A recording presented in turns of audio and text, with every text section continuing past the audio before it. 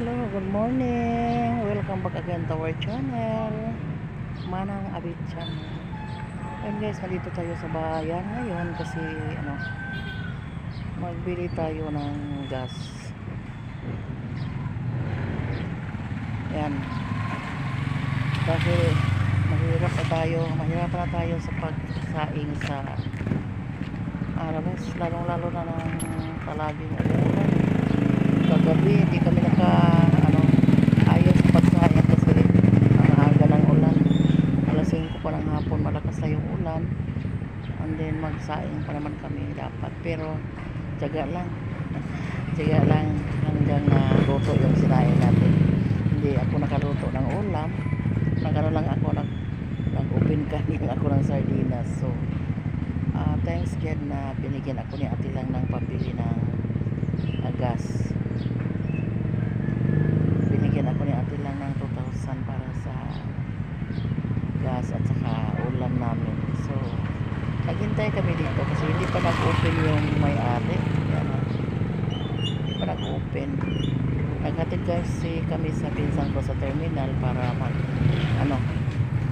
mag-deliver siya ng walis tambo doon sa Sirapulyones. So yan, dumaan kami sa bayan, nagbili kami ng ulam at saka gas, pero hintay-hintay lang muna tayo dito guys kasi hindi pa nag-open yung tindahan ng sa Phoenix gas namin. So bayan mo kami dito guys, sa bayan. Maulan pa rin kagabi, ang lakas-lakas ng ulan guys. Hindi muntik nang di naluto yung sinaing namin kagabi kasi ang lakas-lakas ng ulan kagabi doon dito sa amin. May mga kulog, may mga kidlat. So yan buti na lang binigyan ako ni ate lang pambili ng gas. Kanina nakabili kami. Yan kasi si Annalyn guys nandito kasi si Annalyn ngayon guys sa atin kasi nangguna siya guys. Sabi niya mamay mangguna ko na siya guys para makabili siya ng bigas. Bigas yung sinabi niya, pero wala din akong bigas kasi palaging umuulan, hindi ako nakabilad ng palay. So sabi ko sa kanya ay suhulan na lang para makabili siya ng bigas. So tingnan natin kung na yung narinisan niya sa bakuran natin kasi hindi na ako masyadong makapangguna guys sa pambunot ng damo kasi ang sakit ng balakang ko kakagawa ng silhig. Halos araw-araw ko magawa ng walis tambo. So sabi ko ay na lang tayo. Buti na lang nag-alok si Annalyn na siya yung mangguna para makabili daw siya ng bigas. So yan, natuwa siya guys kasi makabili na daw siya ng bugas ngayong hapon. Yan, magpasinguan.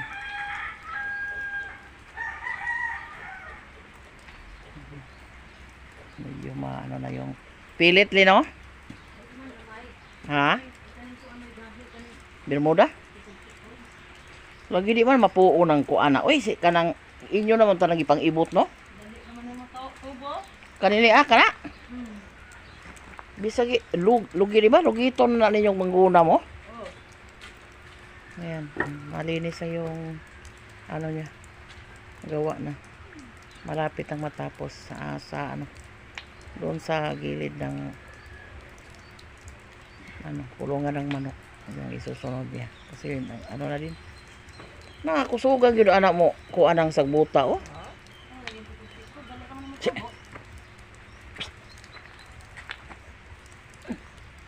dali yung gibita na mo tubo nagahi ara ba doon ibito na mo tag-as na dagko mo gunagamot murag tag-as ba. Yan, tapos na din yung pagbunot ng doon sa malapit sa nilagyan ng solar.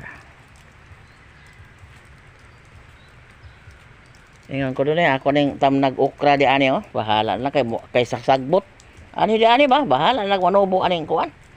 Basta kay Asa? Di anas ko an, daplin. Ako ka totoo, ako tamutangan. Bitaw nga akong gipagunahan ng kuan sa solar kay magtanim ako diyan ng ano, ilang sitaw, ilang talong. Asa ka taong sa binhi ni Birji way taong? Aw na anay ka maribing taong? Mga ayo ko hingi na lang ako sa ano.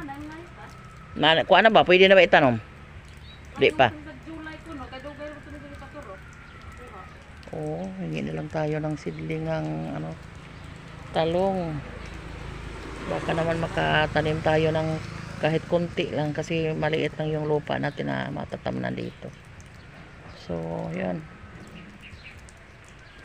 Di lang kapanguhaw manure lo nino kay basa sige uwan. Pwede man bugat lang. Bugat lagi. Unya lang mo init kuha niya ko sa kasako day. Kaya akong ipang kuha na ning na mga kaang yung gipundok sa una kay butangan ako ang sibuyas. Pwede ra bitaw na og kana mutam nang galikuan mo. Batong umura nang ano. Mukat ako an magug batong aw hinoon og kanang sako kanang sakong siminto ba? Sako siminto ba? Lagi kay wa tay laing area oy hindi naman guna ako des pikas dili pos pikas di na pud. Ay may na lang mapanahon sa atong kuan mahalas mga utanon ros merkado Maraming salamat sa walang sawang panonood sa akin, sa mga viewers natin, sa mga subscribers. Maraming salamat sa walang sawang pagsuporta niyo. Pero maghingi ako sa inyo ng dispensa na hindi ako ka-upload araw-araw kasi anong tawag dyan? Sa puto na yung cellphone ko. Hindi na minsan mag full storage, minsan mohang. Yun yung problema sa akin guys na hindi ako maka-upload araw-araw kasi yung cellphone ko ay siguro malapit na yung sira na siguro.